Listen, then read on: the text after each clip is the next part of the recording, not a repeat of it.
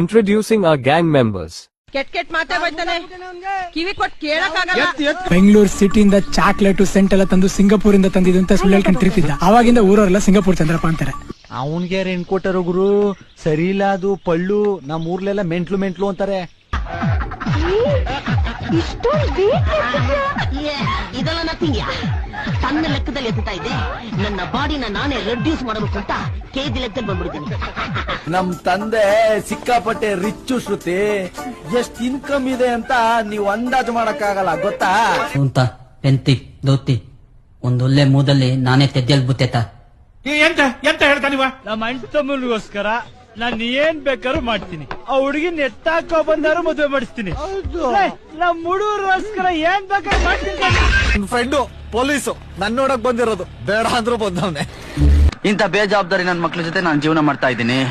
ಜನ ಸಿಕ್ಬಿಟ್ಟು ಹೇಗಿದ್ದೀರಾ ಗಣೇಶ್ ಅಂತಾರೆ. ಏನ್ ಹೇಳಿ?